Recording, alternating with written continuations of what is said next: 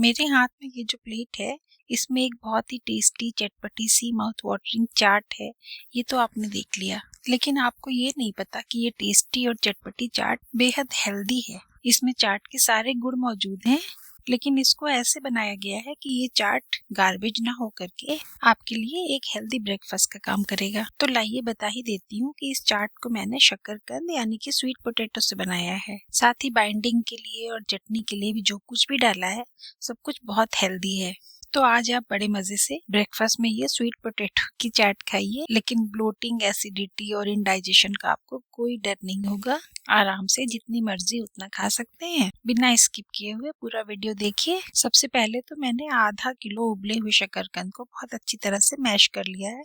अब इसमें बिल्कुल भी गांठें नहीं है। अब इसकी टिक्की बनाने के लिए हमें थोड़ी बाइंडिंग तो चाहिए ही। बात हेल्थ की है तो हम मैदे या कॉर्नफ्लोर के बजाय इसमें ओट्स का आटा डालेंगे। बस रोल्ड ओट्स को लेकर के ग्राइंडर में चला दीजिए तो इसका आटा तैयार हो जाएगा।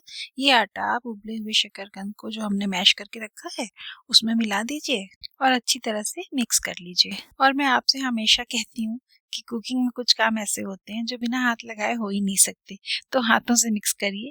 थोड़ा सा नमक डालिए और जैसे आटा गूंथा जाता है ना, वैसे गूंथ गूंथ के अच्छी तरह से इसको मिक्स कर लीजिए। मैश करते करते ये गीला होता जाएगा, स्टिकी होता जाएगा और इस तरह से बिल्कुल डो की तरह तैयार हो जाएगा। तो आप इसके छोटे छोटे पोर्शन लेकर के हाथों से दबा के चपटी चपटी टिक्कियां बना लीजिए। और यहीं से वीडियो छोड़ मत दीजिएगा ये सोच करके कि टिक्कियां तो बन गई, अभी इसे हेल्दी बनाने के लिए बहुत सारे काम बाकी हैं। तो रुके रहिए। पहला काम तो ये करिए कि वीडियो अगर अच्छा लग रहा हो तो जरा सा हाथ रोक कर लाइक कर दीजिए। एक तवे या पैन में अपना कोई सा भी मनपसंद ऑयल या देशी घी ब्रश कर दीजिए।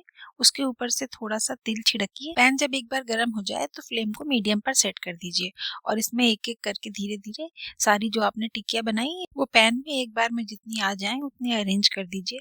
बहुत ज्यादा मत भरिएगा क्योंकि इसको आपको फ्लिप भी करना रहता है ना, तो फिर बहुत सारी टिक्कियां एक साथ डाल देने से स्पैचुला लगाने की जगह नहीं मिलती है। सारी टिक्कियां रख देने के बाद इसको स्पैचुला से हल्का हल्का दबाते जाइए। ये थोड़ी थोड़ी फटेंगी ना तो फिर और अच्छी क्रिस्पी सी सिकेंगी। फ्लेम को मीडियम टू लो ही रहने दीजिएगा और टिक्कियों को अच्छी तरह से सिकने दीजिए। 2-3 मिनट के बाद फ्लिप करिए। आप देख रहे हैं ना कि अभी ये बहुत हल्की हल्की सिकी है, तो एक बार फ्लिप करके इसको फिर से स्पैचुला से दबाइए सारी टिक्कियों को और दूसरी साइड भी सिक जाने दीजिए। साथ में स्पैचुला से दबाते भी जाइएगा ताकि इनमें हल्के हल्के क्रैक्स आते रहें। वैसे तो जितना ऑयल हमने ब्रश किया था उतना काफी था, लेकिन अगर आपको पसंद हो तो थोड़ा सा और भी ऑयल आप इसके ऊपर ड्रिप कर सकते हैं। और टिक्कियों को इसी तरह से दबा दबा करके और पलट पलट के हमें 2-3 बार इनको पलटना है, तभी ये बिल्कुल परफेक्टली क्रिस्पी और लाल लाल सिकेंगी।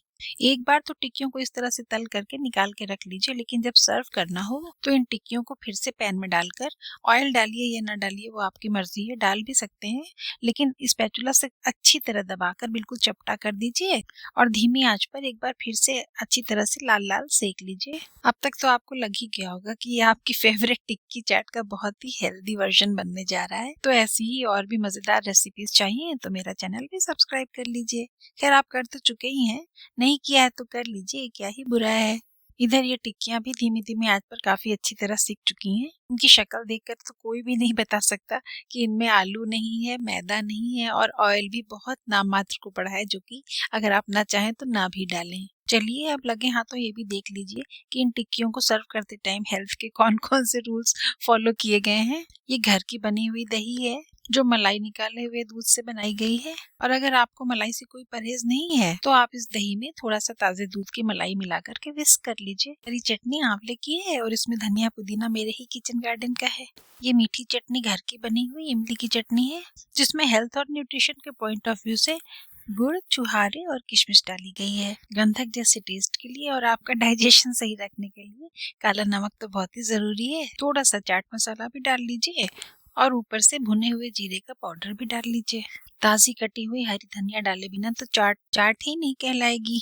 टेस्ट के लिए थोड़े चिली फ्लेक्स डाल सकते हैं, इनसे टेस्ट तो बहुत अच्छा होता ही है, लेकिन लाल मिर्च पाउडर की तरह से ये एसिडिटी और ब्लोटिंग नहीं पैदा करते हैं।